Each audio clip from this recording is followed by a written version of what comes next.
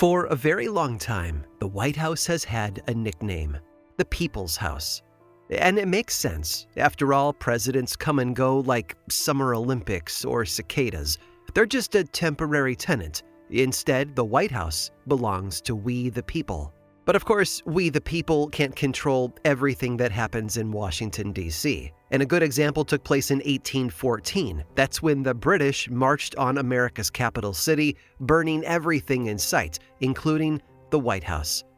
Fun fact, at the time, it actually wasn't called the White House. Instead, it was known as the Presidential Mansion. Even so, it was the seat of the executive branch's power. So the British set it on fire, and in doing so, they tried to destroy the nation. Thankfully, they didn't succeed.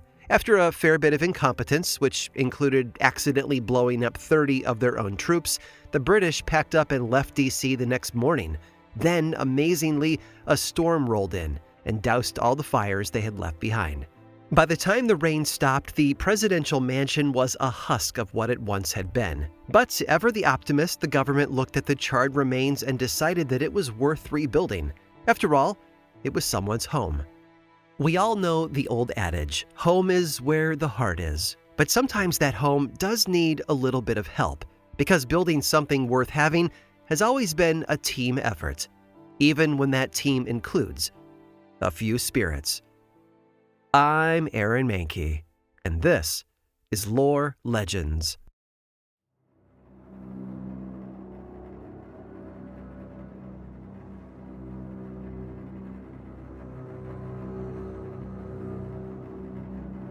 I think it should be said that historians are not magicians. They can't look into a crystal ball and see what everyone was up to throughout every single year of recorded history. So instead, they go off of physical evidence. Written records, crumbling architecture, artwork, clothing, even the occasional preserved crumb of food. All of it works together to tell us a story about those who lived before us.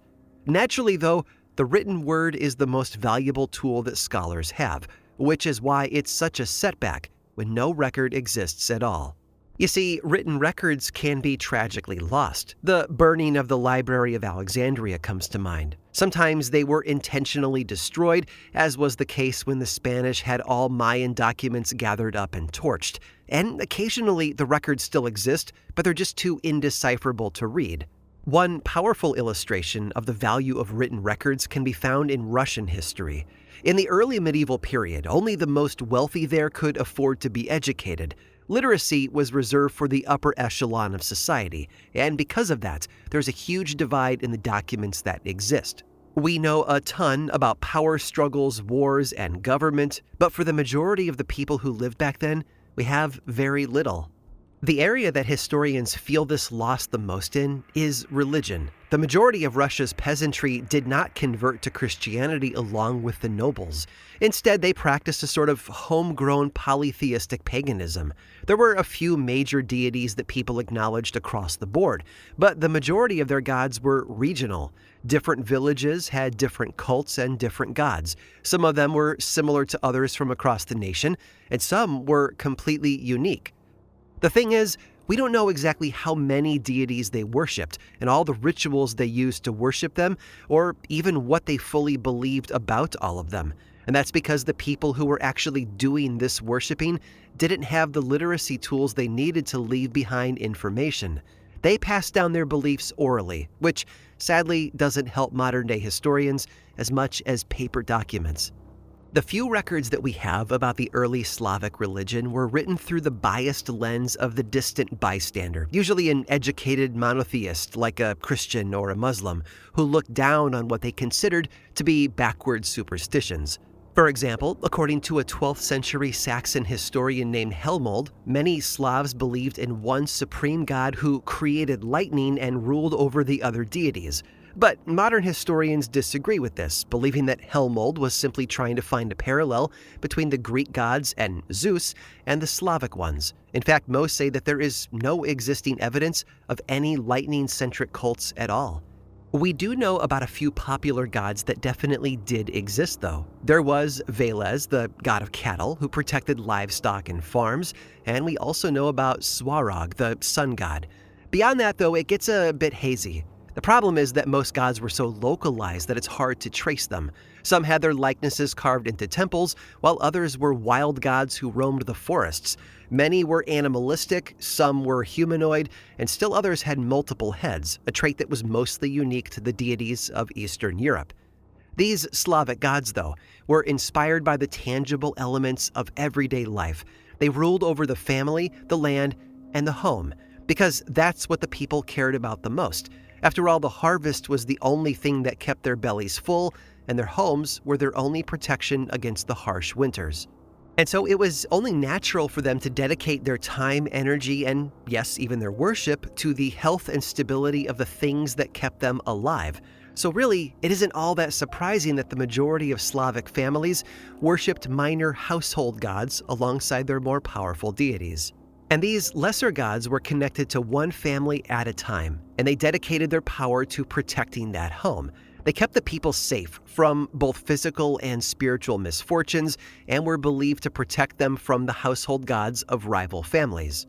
It's strange, really. In other European cultures, these gods wouldn't be considered gods at all. They'd be thought of as spirits or fairies or nymphs. But in Eastern Europe, they were respected and worshipped, to the point that they were even given sacrifices.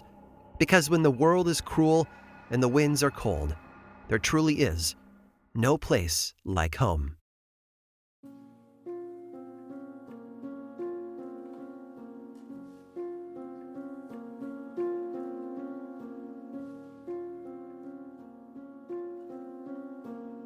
Do you ever feel like you're being watched inside your own home?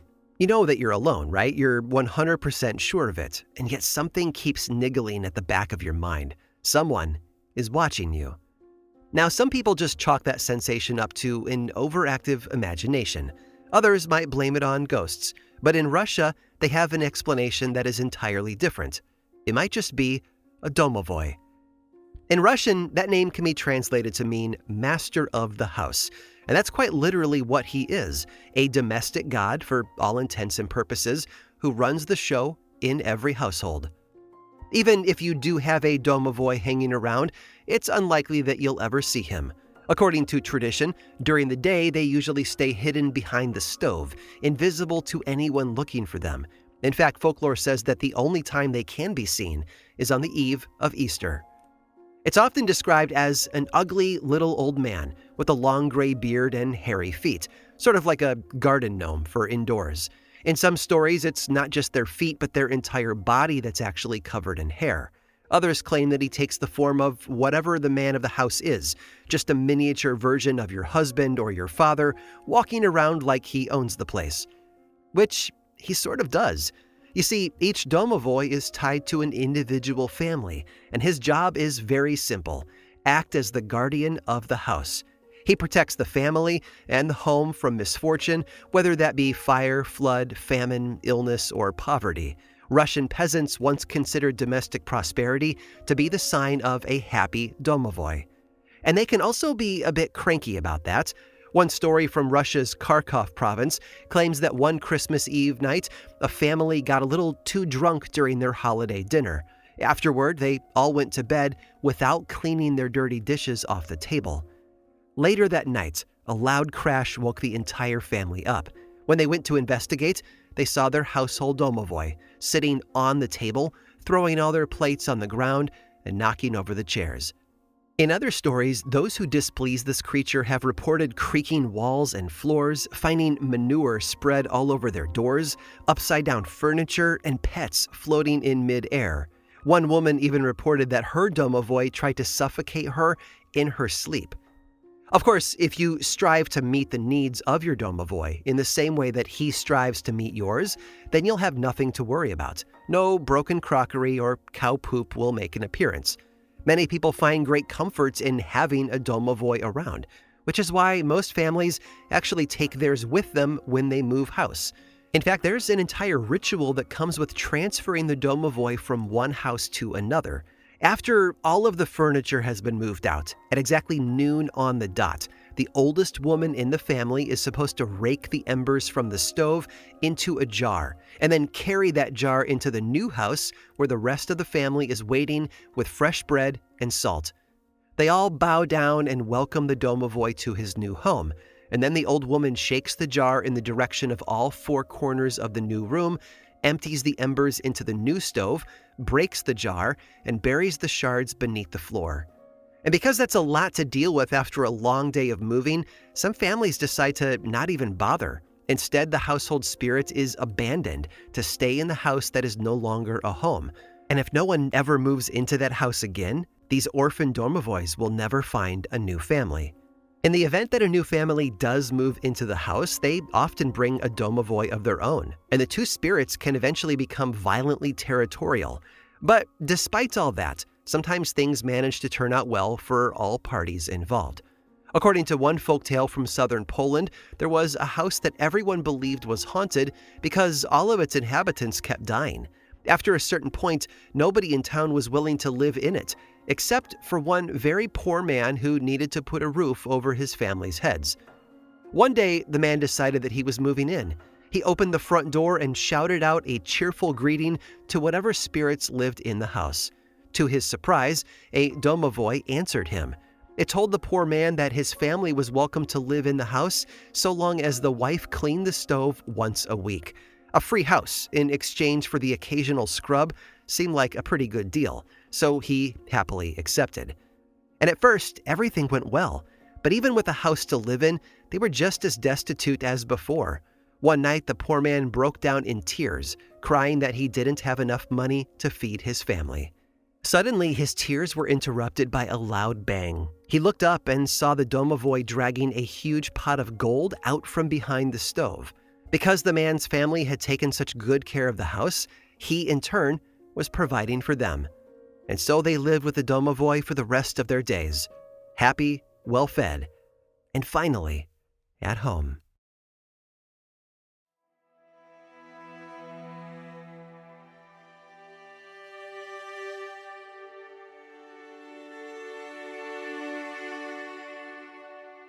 Go play in the yard. That was one of the most common phrases that my brothers and I heard during our childhood. It got us out of the house and into nature with its fresh air, green grass, and wide open adventures. Being outside in the yard, though, isn't a modern idea, which is why the ancient Slavs believed that the housebound domovoi had an outdoor counterpart, and they were known as the dvorovoi. They even had a similar appearance, with their short stature and long white beards, and both are supernatural overseers of a specific realm. It's just that where the domovoi take care of the interior stuff, the dvorovoi focused on the outdoors. Now, back in the day, livestock and crops were significantly more important to the average person's life than they are today. In order to make it through the harsh Eastern European winters, people needed a good harvest and healthy cattle. The fields provided grain, fruit, and vegetables, while livestock provided meat, dairy, and warm hides. The health of the land was imperative for every single family's survival. And so, fearing everything that could go wrong, they began to appeal to the dvorovoi. Over time, this outdoor god became connected to all of the essential parts of their work: plowing the fields, harvesting the crops, supervising the farmhands, and caring for the livestock. He occasionally fixed broken barns and was even thought to behead the occasional chicken for dinner. But most importantly, he protected the land from evil spirits and witchcraft. If anyone were to try to curse his family's crops or their cows, he was the first line of defense. And if necessary, he might even steal food and milk from the neighbors. And just like the domovoi, the dvorovoi does all of its chores at night. If you looked out your window after the sun went down, you might just be able to see his candle bobbing around in the yard. Sometimes you might even see him take a joyride on the back of a galloping horse or a trotting goat. As the god of the livestock, this creature needed to approve of each new animal on the farm, whether born or purchased. The landowner would present the new animal, bow to all four corners of the stable, and then announce that a new beast had joined the herd. If a homeowner really wanted to butter up a dvorovoi, he might bring an offering of bread and salt, which honestly would be a good idea. Because apparently if the god didn't like something about the animal, he would pitch a fit by throwing manure on the walls and tormenting the poor animal until the homeowner gets rid of it. Dvorovoi have been known to be extremely picky about the color of an animal's fur as well. Every god had a different favorite color, and it was the master's job to figure out what that color was for theirs. If the Dvorovoy received an animal in his preferred palette, then he would dote on it. If not, well, he would torture it. The best way to keep a Dvorovoy happy, though, was to keep the farm clean, to not interrupt its nightly work, and to make him an offering, consisting either of bread or a slain rooster. Oddly enough, he's okay with either. But if you trip up at any point, he will make your life a living hell. Trust me, you do not want to make this guy mad. His temper is significantly more explosive than that of his indoor cousin, and his punishments infinitely more vindictive. According to one Russian tradition, the Dvorovoy has one great weakness: human women. They fall in love with human women as easily as breathing, and they will dedicate their entire lives to serving the women of their families. One traditional folktale tells the story of a beautiful young woman named Katya, who was suddenly and tragically orphaned. As the sole inheritor of her dead parents' house, she moved in right after the funeral and did her best to take care of the land. As time went on, though, Katya slowly became aware of the fact that the Dvorovoy was helping her with the yard work. After a few years, he even dropped his invisibility and allowed her to see him, and he turned out to be a remarkably handsome young man, and almost immediately, she could see in his eyes that he had fallen desperately in love with her. Feeling an unexpected tenderness for her helper, she invited him in to live in her house. Every night after that, he braided her hair with the same reverence that one might expect from a loving caretaker. Katya reveled in his adoration, but eventually she realized that something was missing. Her Dvorovoy was incapable of physical affection. He never held her hand, gave her hugs, or held her when she was sad. So after years of this sort of physical isolation, she went and found a normal human man to love. He asked her to marry him, and she said yes. The night before their wedding, the Dvorovoy unbraided Katya's long hair, brushing it until it laid smooth and silky against her back. Then she went to bed, eager for the next morning to come as quickly as possible. But Katya would never see that sunrise. The next morning, when all her friends knocked on her door, she didn't answer. And it turns out, she never would.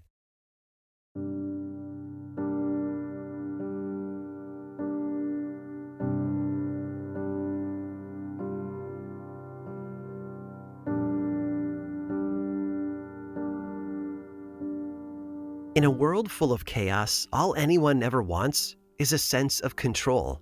Fear and risk make us highly aware of the things we can lose: our safety, our freedom, our ability to provide for ourselves and the people we love.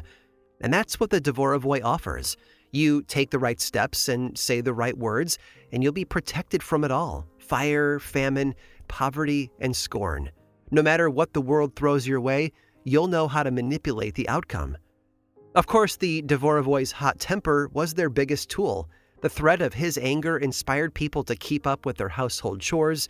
His overprotectiveness meant that he would always defend his home, and his jealousy drove him to outperform other household gods, ensuring that his master was the most prosperous in the land. But that control, of course, was an illusion, and in some ways, a double-edged sword. No matter how hard they worked to keep their little domestic god happy over the years, a single slip-up could send it all sideways. That same fiery temper could be turned against his family at any moment, and there was no way to predict what a vengeful Dvorovoy would be willing to do, even if they loved you. Like Katya's Dvorovoy. Yes, he had certainly loved her, but it was a possessive, jealous kind of love, and it soon soured as she accepted another man's proposal. Which is why, on the morning of her wedding, her friends and neighbors did not open her door to find a blushing bride who was ready to get married. Instead, they found her corpse, still lying in bed, strangled by her own hair.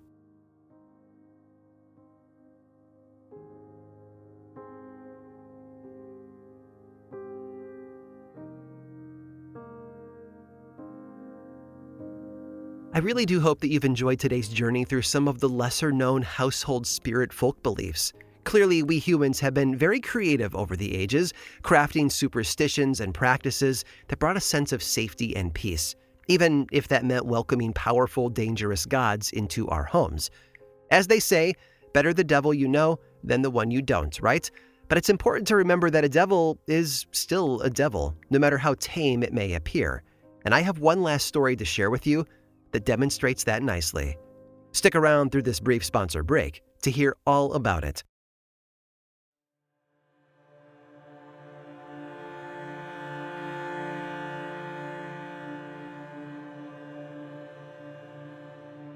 So you'd like to get rich quick. Now the more practical people among you might tell you to find a better paying job. A few dreamers might tell you to play the lottery. But according to Slavic folklore, the best way to accumulate a massive amount of wealth is to get yourself a hovenets. Now, different Eastern European countries call it different things. In Ukraine, for example, it's known as the hodowinets. In Poland, it goes by klabak. In Slovakia, it's the skrata, while in Slovenia, it's the blaganik. But for simplicity's sake today, yours and mine, we're just going to call it the hovenets. It is, like other creatures we've talked about today, a household spirit. But most people actually consider it to be a kind of demon, or at the very least, something deeply associated with demonology and the black arts. In Western Ukraine, for example, locals believe that the only people with the hovenets in their house are those who have messed around with evil spirits. In Estonia, though, they believe that a hovenets is an actual demon born from a deal with the devil. And the way they work is pretty simple. The hovenets will live in your attic and help out with household chores until you send it out on a wealth-generating mission. In order to make this request, you simply leave a coin on the window ledge. The spirit will get the hint and bring you more money in return, mostly by stealing that money from your neighbors. And it's pretty easy to tell who has one of these demons hanging around. They always have the biggest house, the largest yard, and the most cash. They prosper in everything they do, and as long as they keep their demon happy, they will continue to rake in that good fortune for the rest of their lives.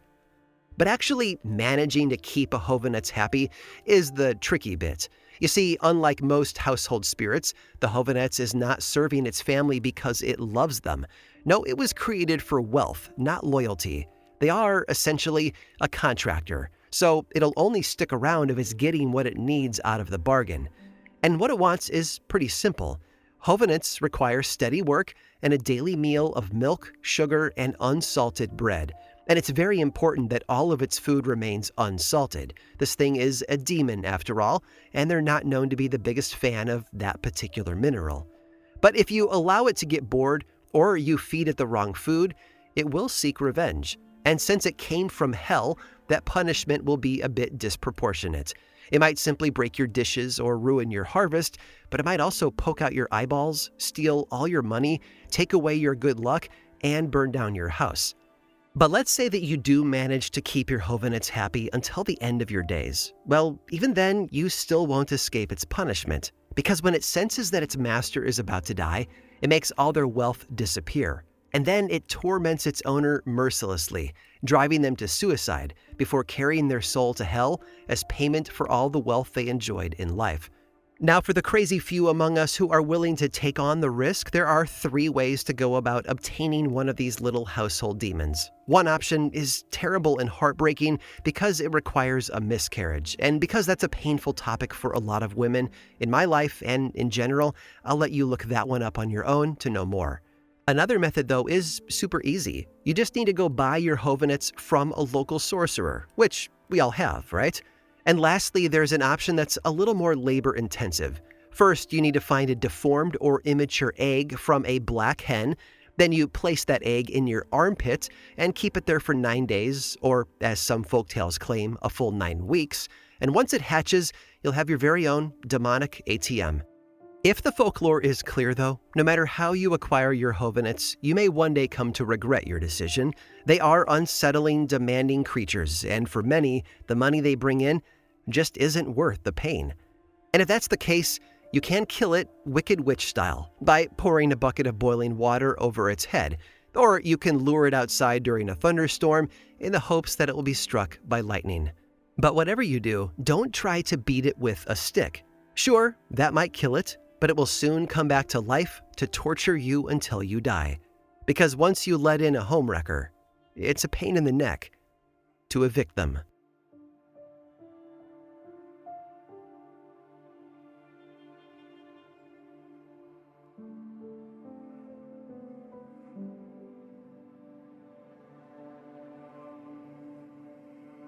This episode of Lore Legends was produced by me, Aaron Mahnke, with writing by Alex Robinson and research by Jamie Vargas. Don't like hearing the ads? I have a solution for you. There's a paid version of Lore available on Apple Podcasts and Patreon that is 100% ad-free.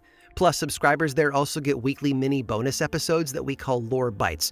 And people on Patreon get access to my inbox and discounts on Lore merchandise. It's a bargain for all of that ad-free storytelling and a great way to support this show and the team behind it. For more information, head over to lorepodcast.com/support. And of course, Lore is much more than just a podcast. There's the book series and the 2 seasons of the TV adaptation on Amazon Prime. Information about all of that is available over at lorepodcast.com. And of course, you can follow the show on various social media platforms like Threads, Instagram, Blue Sky, and YouTube. Just search for Lore Podcast, all one word, and then click that follow button. And when you do, say hi. I like it when people say hi. And as always, thanks for listening.